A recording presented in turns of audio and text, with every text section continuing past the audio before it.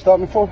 All right, I stopped you because when you drove by me back there, you stuck your middle finger up the whole time you was driving by me. You think I didn't see you? Yeah, I knew you seen me. What was that? Okay, so very interesting. The officer does not attempt to hide the fact that he pulled the guy off because he flicked him off.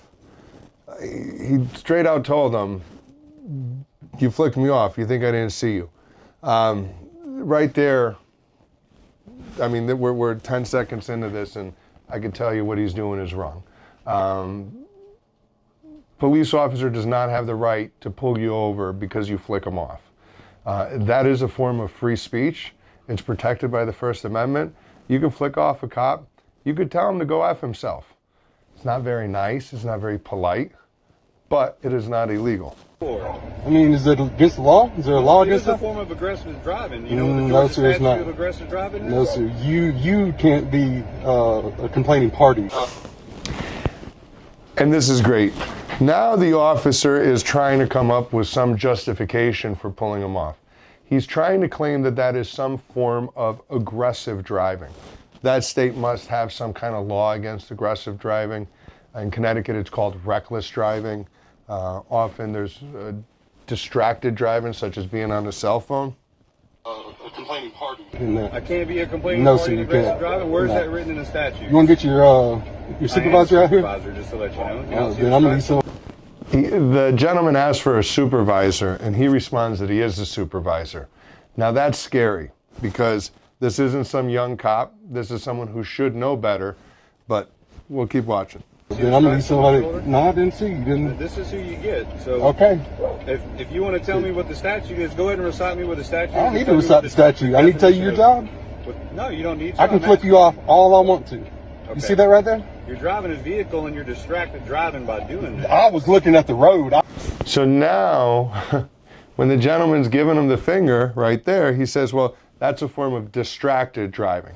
So he's gone from aggressive driving to distracted driving. Now the cop is clearly backpedaling and really just being silly. You should have cut his losses.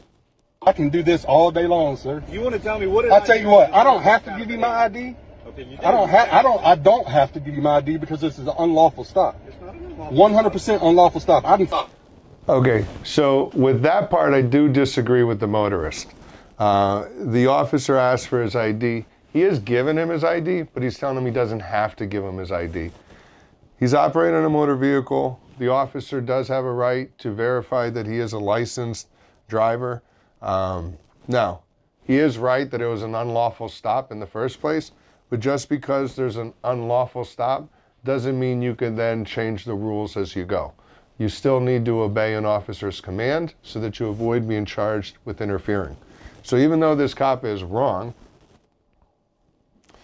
is making stuff up and grasping at straws here, he does have to comply with the request to show his ID. Flip you off all day long. All day long. Where's police department? So that video right there had an interesting glimpse into a number of different things, a number of different legal issues. Motor vehicle stop, a First Amendment issue, and compliance with an officer's commands. Clearly the motor vehicle stop was not lawful. The officer was making up reasons and was possibly going to give this guy a ticket that was not justified. His actions were protected by the First Amendment, 100%. There's no question about that. And lastly, the issue of complying with the request for the license. That the motorist did handle properly. So if I had to score this, I'd give the cop an F and I'd give the motorist an A.